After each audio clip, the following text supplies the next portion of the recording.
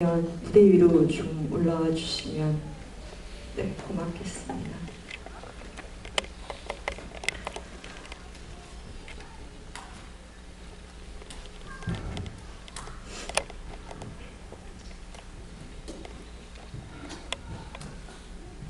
(2학년 6반) 호성의 어머님이시고요. 2학년 10반 다영의 아버님, 그리고 홍은전 작가님, 그리고 국민대책위 공동위원장을 맡으신 박래국 위원장님이십니다.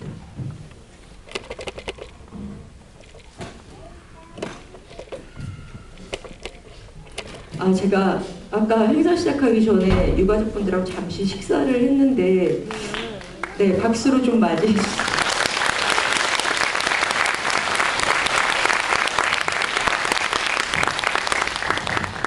유가족분들이 전국을 돌아다니시잖아요. 그래서 직접 시민들에게, 국민들에게 진실을, 언론이 하지 않은 진실을 알리기 위해서 참 많은 힘든 시간과 세월들을 보내고 계신데, 이렇게 북콘서트라든가 간담회를 할 때 이렇게 지금 호성의 어머니, 그러니까 호성이의 이야기와 다영이의 이야기는 홍은전 작가님이 직접 쓰신 건데요. 이렇게 같이 어떻게 보면 세트로 묶여서 이렇게 오시는 경우는 별로 없대요. 근데 오늘 되게 인연이라고 말씀을 하시더라고요. 그래서 더 많은 얘기를 잘 들으실 수 있지 않을까라고 생각을 합니다.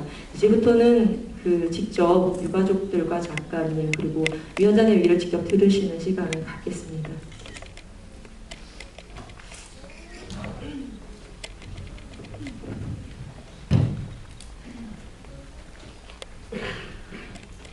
제가 질문을 드리기에는 참 그런데 직접 말씀들을 해주시면 좋을 것 같아요. 일단 작가님께 먼저 한번 여쭈을게요. 일단은 4.16 세월호 참사 시민기록위원회 작가 기록단이 있지요. 네. 그 기록단이 좀 어떤 것인지 간단히 소개 좀 해주시기 바랍니다.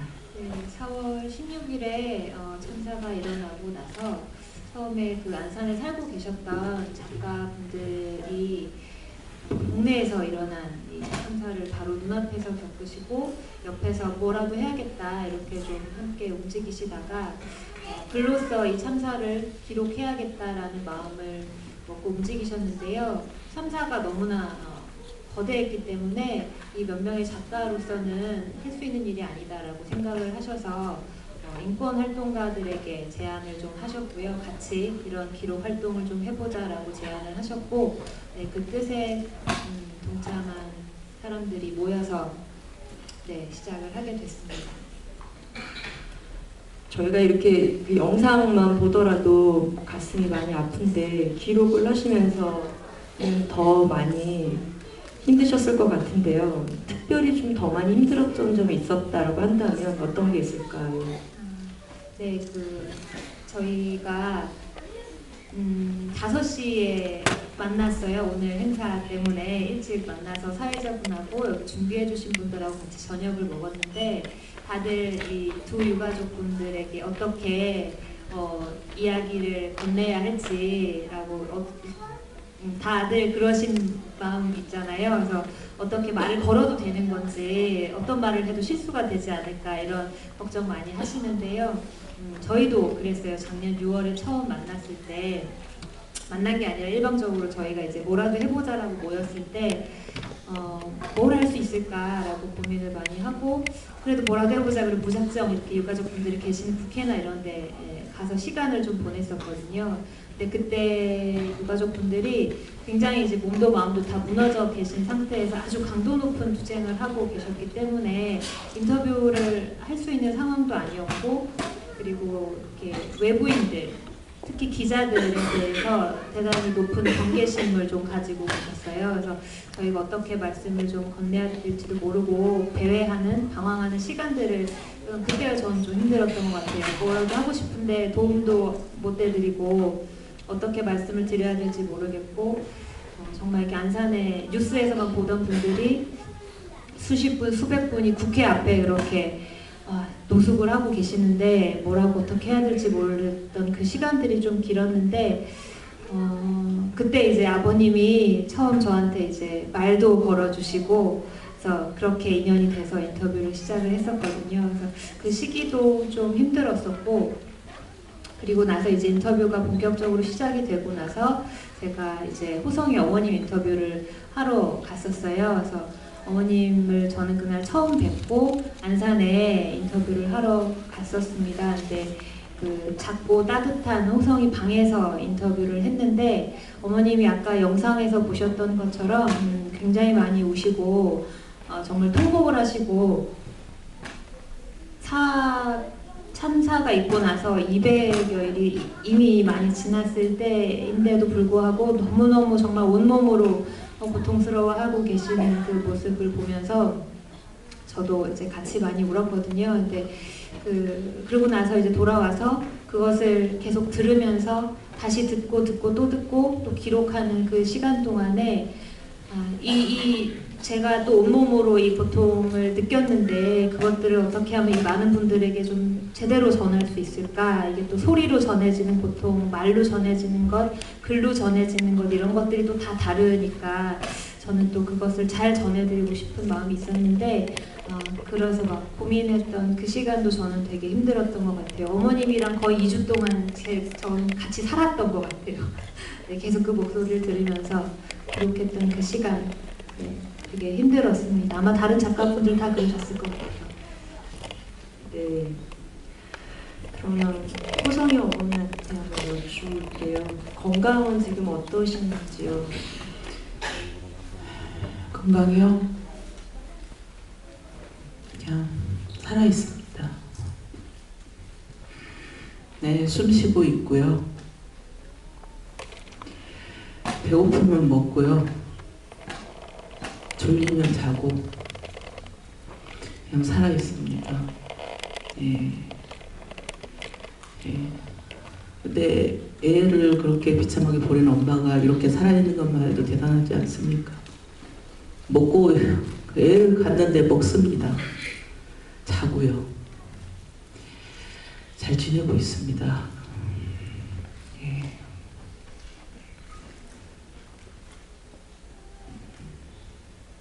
미안할 만큼 잘 지내고 있습니다. 잘 지내셔야지요. 아까 호성분이 쓴 신앙송 들으셨죠, 어머니? 네. 네. 그 시에서 호성이가 삶을 되게 매우 진지하게 느끼는구나. 그게 고1 때 쓴 거라고 아까 들었는데요. 네. 그 시 들으셨을 때의 마음 그리고 호성이가 어떤 아이였는지를 한번 말씀해 주시면 어떨까요? 네, 저는 종교가 불교라서요. 애를 5월 1일 날 찾아서 장례를 치르고 하도 우니까 스님이 좋은 데 못 간다고 애 떠들게 하지 말라고 해서 애 물건을 다 태웠어요. 애가 시 낙서도 이렇게 많이 써놓은 것도 다 태우고 애 흔적을 49조 때 절에 가서 다 태웠습니다. 근데 시간이 지날수록 애 물건을 다 치우고 나니까요. 애가 보고 싶어도 만질 게 없어요. 애 졸업하려 하면 태워주려고 교복 한 벌 하고 애가 즐겨 입었던 책들 한 몇 권 하고 그렇게 놔뒀는데 하물며 장례식장에 그랬던 사진까지 다 태워줬어요. 그러다가 합조를 이제 애아빠 회사분들이 돈을 걷어서 줬어요. 그것을 받지를 못하겠더라고요. 단원고등학교를 가서 이걸 장학금을 내겠다고 갔는데 그쪽에 선생님 한 분이 1학년 때 애가 상타는 시가 있다고 그러더라고요. 애 시가 2편이 있다 그래서 가지고 와서 읽었는데요. 애 아빠하고 그걸 가져와서 통곡을 하고 울었던 것 같아요. 지금은 다 태우고 그 시 두 점밖에 없습니다. 근데 지금도 아직까지도 애에 대해서 말을 못하겠습니다. 네, 너무 애한테 해준 게 없어서, 너무 해준 게 없어서, 네. 그냥 얘는 하물며 저한테 왔던 게 천사 같은 애인 것 같아요. 예, 엄마 똑바로 살으라고, 인생 한번 똑바로 살으라고 보내준 천사. 예, 그냥 그런 아이 같아요. 하도 그냥 말을 또박또박 말을 잘하고요. 옳은 얘기를 너무 잘해서 하물며 이 자식 앞에서는 내가 이렇게 실수를 함부로 못했어요. 아우 하면서 나중에 그 애, 우리 호성이가 했던 얘기를 다시 떠오르면 그게 맞는 말이더라고요. 예. 지금도 이제 애 아빠하고 활동을 하면서 그런 생각을 들어요. 야, 우리 아들이, 우리 호성이가 이렇게 다니면 좋아할 거야. 또 술 한잔 먹고 싸우면 우리 아들 분명히 옆에서 우리 쳐다보고 한 소리 해. 걔 성격이면. 예. 그리고 아직까지도 애가 옆에 있는 것 같아요.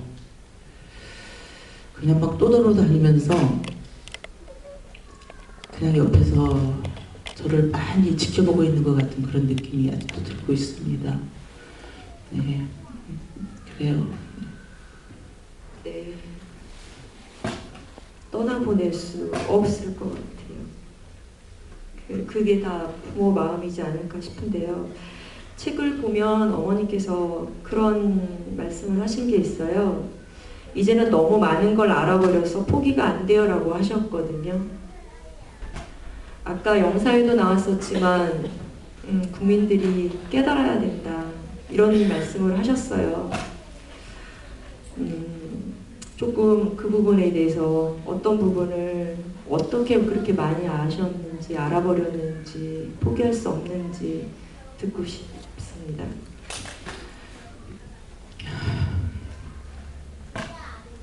제가 어떤 엄마였냐 하면요,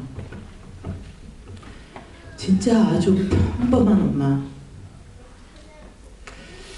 이 아빠하고 저에게는 진짜 올세번방부터 시작해서 이 돈 한 푼 맞벌이해서 벌어서 내 새끼 착한 거, 건강한 거, 그걸 감사하고 한 명,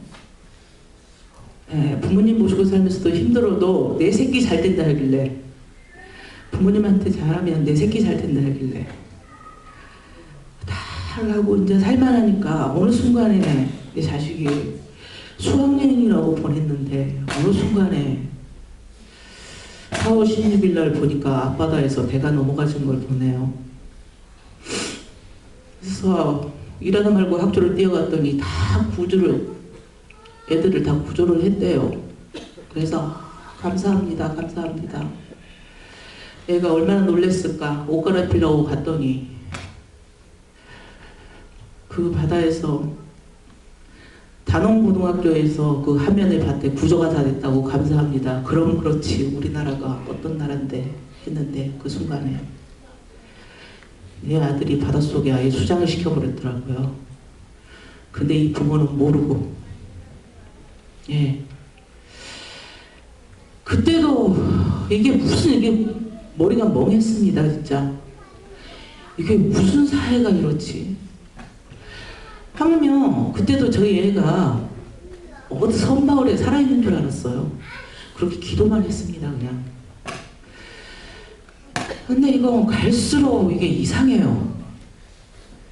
구조 자체가 아니라 그냥 어떻게 경찰이 여기저기 우리를 그때부터 그냥 막만 보는 것 같은, 감시만 하는 것 같은 느낌이 들어요. 이게 애들을, 이 대한민국이 사고사라고 하는데 사고가 났으면 구조를 해야 되고 뭘 해야 되는데 전혀 그런 건 이루어지지 않았습니다. 네, 3일 동안은 이게 무슨 일인가 하고 여기저기 체육관에서 팽목으로 바다로 같지만 이 현실하고요, TV 속에 나온 화면하고는 천지가 틀렸어요. 대통령이 와서 말을 했는데도 다 하겠다고 했습니다. 그것도 틀렸습니다. 대한민국이 대통령이 오면 대통령 한마디면 다 할 줄 알았습니다. 내 새끼 살아있으면 달라고 했습니다.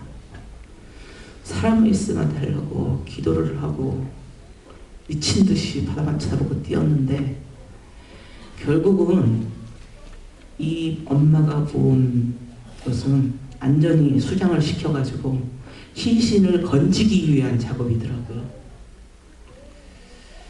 저희 애들은 그대로 죽여서 나중에 시신 찾는 일, 이게 국가가 한 일입니다. 그나마 아직도 9명은 전혀 찾지를 못하고 있죠. 예. 좀 그런 것을 했었고요.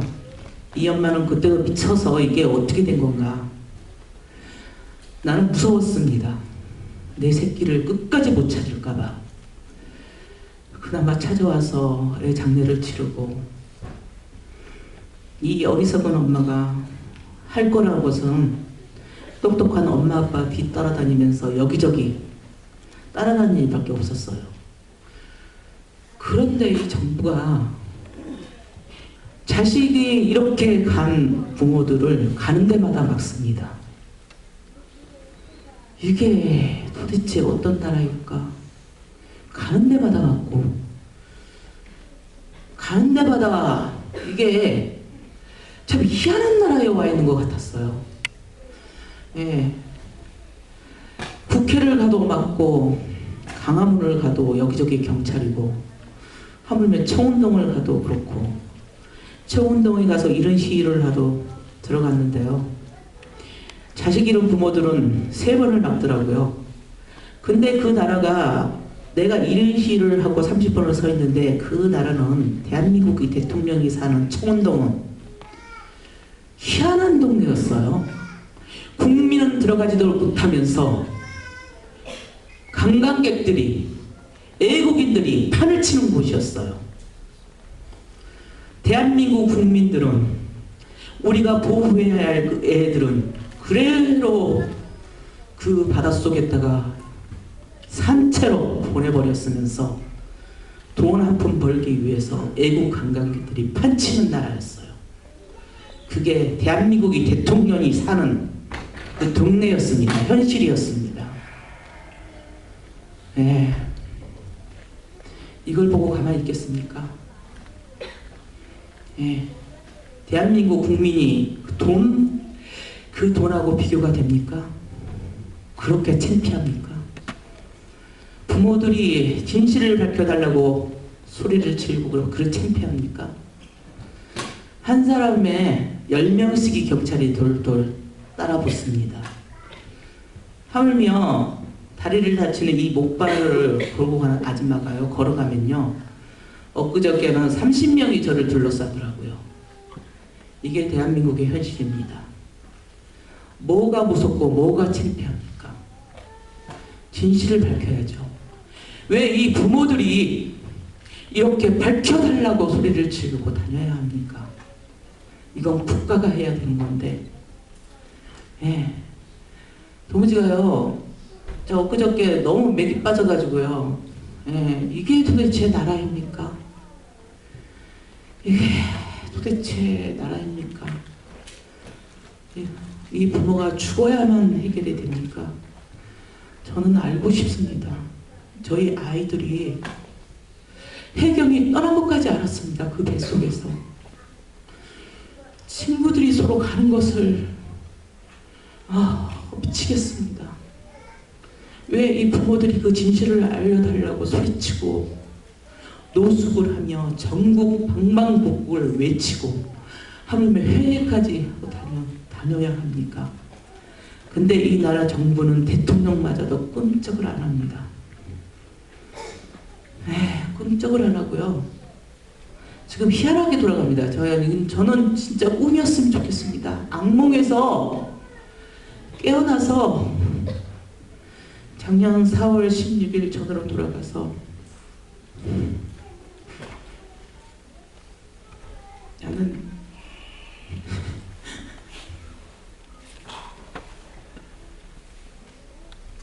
내 새끼 한번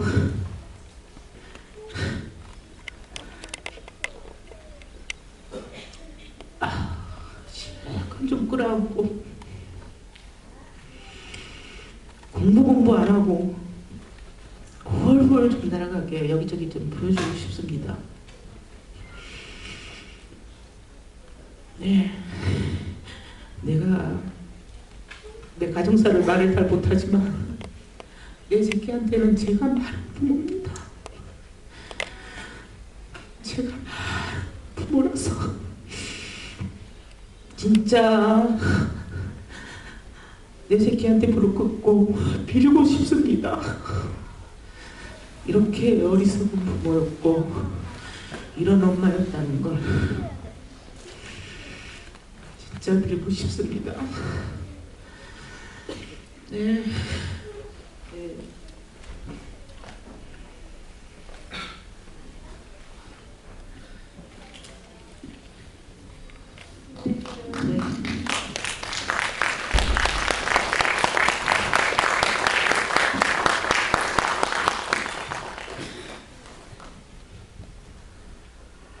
참사 11개월이 지나고 있죠.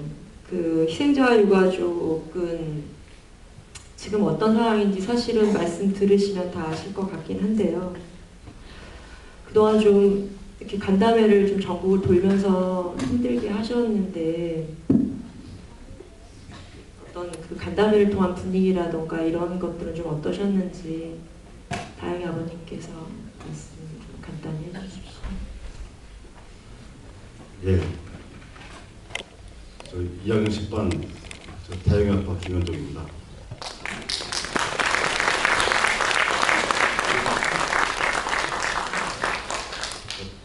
지금 심정은 사람이 참 반갑습니다.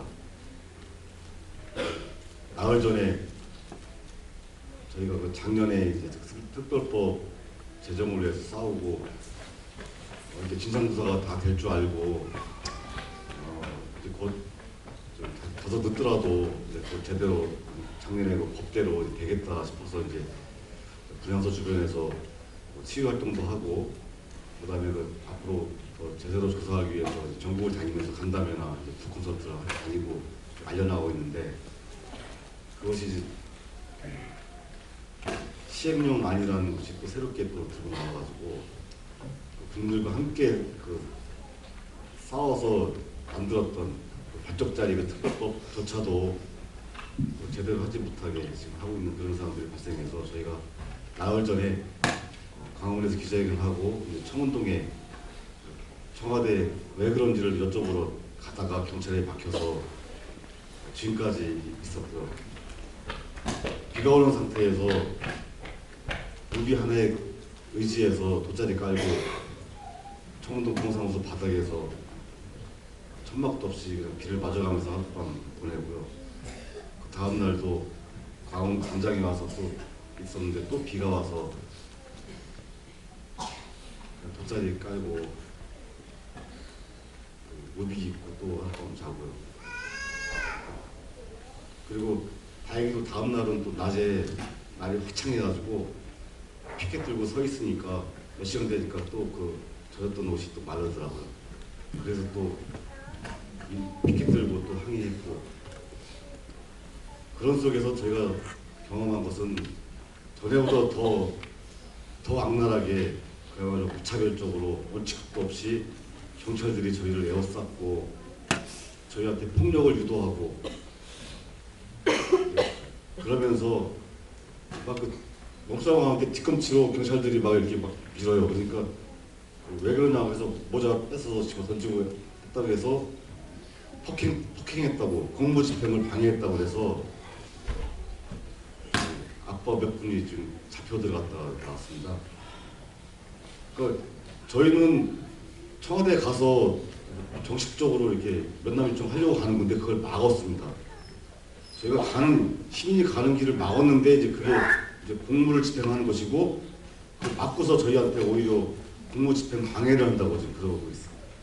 그러면서 참 그 참담한 심정을 금치 못했고 그래서 저는 이제 어제 또 행목에 또 볼 일이 있어가지고 이제 고난주간이지 않습니까? 그래서 집중하기라도 잡을 심정으로 거기에 또 종교계에 많은 분들이 와 계시기 때문에 그분들한테 저희가 할 수 있는 게 없기 때문에 호소를 드리러 부탁을 드리러 제가 갔다가 또 오늘 이렇게 올라왔습니다. 올라오는 길에 또 우리 어제 우리 호성이 엄마 삭발하면서 찍은 동영상이 또 페이스북에 올라와 있더라고요.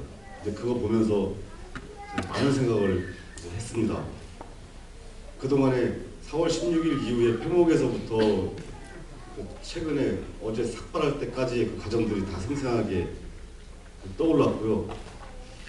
참 하는 건 많은 걸 한 것 같았었는데 한 게 또 전혀 없었고 또 우리 사회가 이렇게 비상식적이고 이렇게 야만적이고 이렇게 짐승 같은 사회인가 하는 것들을 생각을 좀 많이 하면서 참 눈물도 많이 흘렸고요. 그러면서 왜 우리 유가족들이 이렇게 좀 서러움을 당하는가, 그리고 왜 우리 사회는 우리 유가족들이 진실을 밝히고 그 안전한 나라를 하고자 하는 이 요구에 대해서 왜 저렇게 집요하고 아주 조직적으로 이렇게 막는가, 이런 생각을 좀 많이 했습니다. 그러면서 과거의 그 참사들이 막 떠오르더라고요. 제가 한번 생각나는 대로 한번 얘기를 해보겠습니다. 1970년도에 그 남영호 배 침몰 사고 있었습니다. 한 292명 정도 사망한 사고였고, 그해 1970년도에 또 대형각 그 참사 화재가 나가지고 참사가 됐었죠. 그리고 1993년도에 서해 회료 배 침몰 사고, 그때도 한 296명 정도 희생이 된 걸로 알고 있고요. 그 다음에 1994년도 뭐죠? 성수대교 붕괴가 있었고요. 1995년도 삼풍백화점 붕괴가 있었고요. 또 1999년도 시랜드 참사가 있었고요. 2003년도 대구 지하철 참사 있었고요. 그리고 2013년도에 태안 해병대 캠프 참사, 그리고 2014년도 세월호 터지기 전에 경주 마우마 리조트 붕괴돼서 부산 외대생들 참사, 그리고 세월호 이후에도 또 고향 화재 터미널 사건이라든가 오룡호 침몰 사고, 그리고 이 분당에 또 봉행할 때 또 참사당한 거, 그다음에 얼마 전에 강화도에 캠핑장 또 화재 참사 등등 해서 지금까지 수많은 참사들이 이제 발생을 했었고, 그런 속에서 가만히 생각해보니까 과연 이분들이 얼마나 희생이 됐을까 가만히 생각해보니까 얼추 잡아도 한 2천 이상은 되겠더라고요. 그러면 한 가족에 4인 가족 치면은 얼마잖아요. 그리고 그 주변에 친인척들, 그리고 그들과 같이 했던 주변의 이웃분들, 이렇게 계산하니까 제가 태어나고 그 뒤로 그 많은 참사 속에서 우리가 직간접적으로 경험한 것들, 여기 계신 분들, 저는 뭐 제 당사자 우리 딸을 이번에 잃었지만 여러분들도 아마 여러분들 가까이에 계셨던 분들, 가족, 친척 내지는 주변의 이웃분들 중에서 잘 아시는 그런 분들 중에서 아마 최소 한 가지 이상씩은 다 경험이 있지 않을까 싶어요. 그만큼 대한민국은 안전하지 않은 그런 나라였습니다. 그렇게 많은 참사가 많은 과정에서 언젠가 모르게 우리 자신들도 안전에 무감각해진 것이고, 또 났어?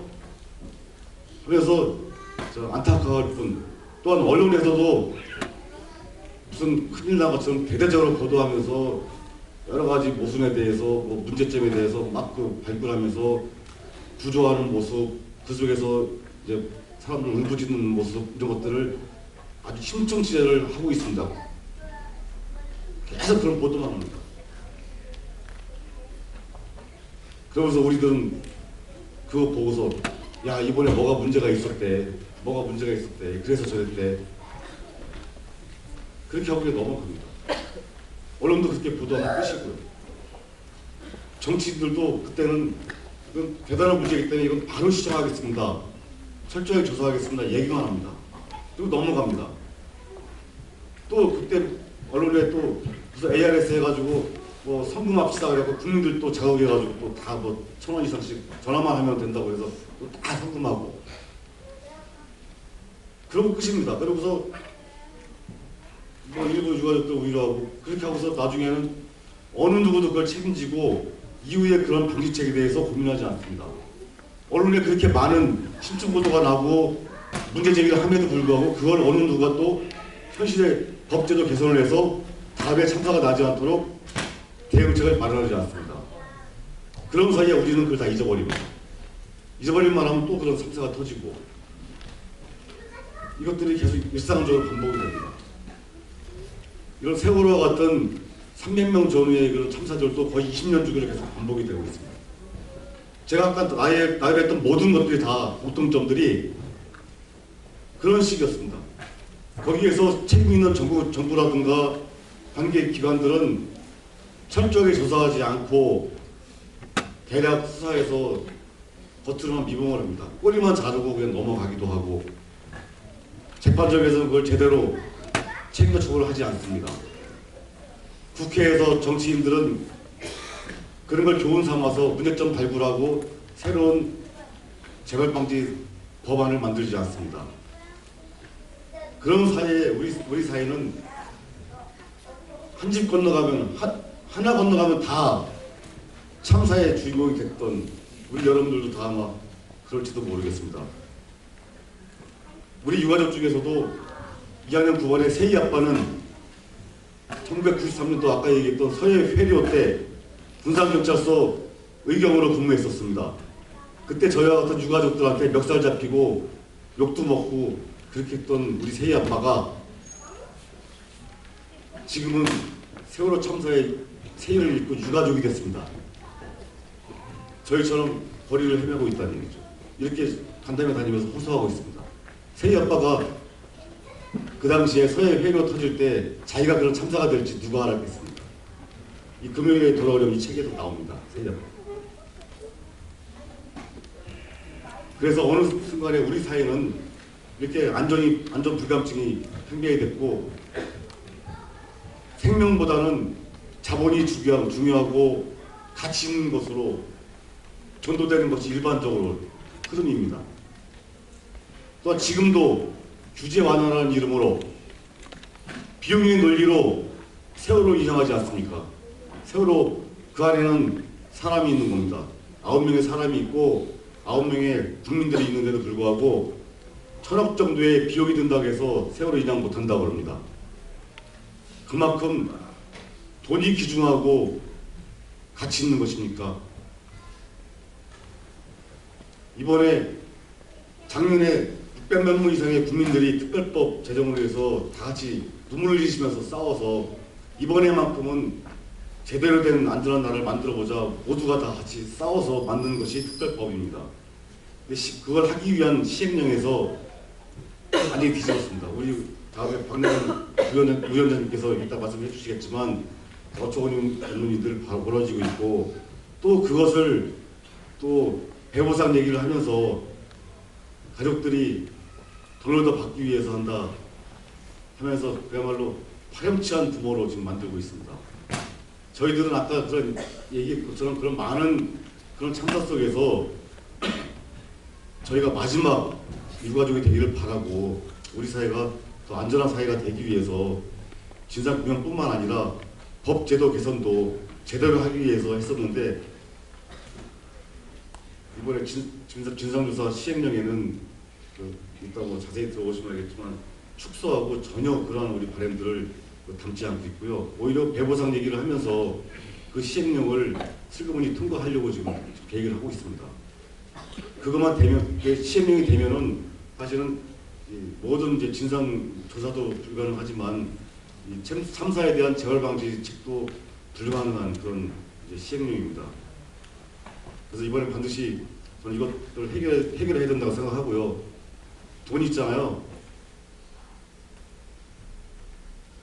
사람이 없으면 돈이 별로 필요 없습니다. 저도 4월 16일 전에는 아이들 3명 키워가면서 열심히 돈 벌려고 노력을 했고요. 돈 버는 것이 우리 가정의, 우리 아이들의 모든 행복을 보장한다고 생각하면서 앞으로 보지 않고 열심히 밤낮으로 주말에도 가서 일을 하고 벌어서 아이들 키웠습니다. 그랬는데요, 먹고 사는 게 그렇게 중요한 게 아니더라고요. 죽고 사는 게 중요하더라고요. 생각이 딱 들더라고요. 이거 사건을 통해서 우리 아이들과 우리 가족을 위해서 돈 벌기 위해서 열심히 노력하는 사이에 내가 관심 갖지 않고 등한시했던 우리 사회는 누군가에 의해서 기득권을 가진 자들에 의해서 여러 가지 모양으로 야금야금 부조리해졌고 병들어가고 있었고, 그런 것들이 쫑쫑 쌓여서 이런 주기적으로 대형 참사들이 발생을 했었습니다. 새해 압박을 했고, 저도 80년대 초에 그 청년 학생 시절에 그 허악한 정권 하에서 여러 가지 인권 문제라든가 우리 그 국민들의 그런 행복권들을 많이 제약되는 그런 상황에서 나름대로는 열심히 살려고 좀 노력했었고, 그런 과정에서 여러 가지 어려움이 있었고 돌아가는 것들은 알지만 내가 먹고 살기 바빠서 사실은 미처 행동하지 못하고 실천하지 모르는 사이에 계속 우리 사회는 불만 터지고 있었고, 결국은 이렇게 머리가 희끗희끗해지고 이제는 곧 정년에 가까운 이 나이가 되니까 가족을 잃고 참담하게 됐고요. 그 돈이 지금은요, 설사 배보상을 많이 받는다 하더라도 필요가 없을 것 같습니다.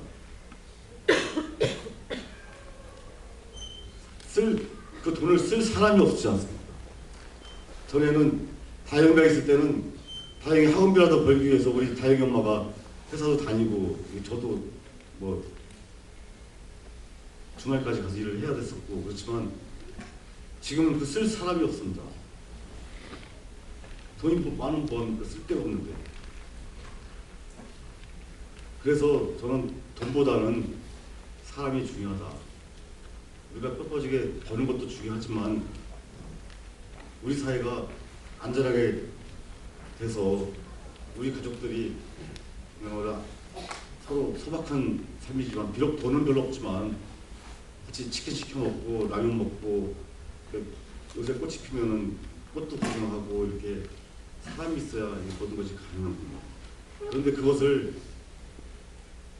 정부에서는, 국가에서는 돈 몇 푼으로 해결하려고 노력을 하고 있습니다. 그러면서 돈으로만 해결하는 것이지 다음에 그런 안전책에 대해서는 전혀 고민이 없습니다. 그래서 저는 반드시 이번에 그 시행령은 철회돼야 되고요. 그 다음에 여러분들이 모두가 희망하듯이, 또 여러분들이 그 희망에서 했듯이 특별법은 반드시 제대로 돼서 철저하게 조사가 되고, 이후에는 우리나라가 안전하게 돼서 저희와 같은 참사의 주인공들이 다시는 이제 안 나타나는 그런 사회가 되기를 바라는 마음으로 오늘 이 자리에 왔고요. 여러분들과 그런 구체적인 얘기를 좀 많이 나누고 싶습니다. 네.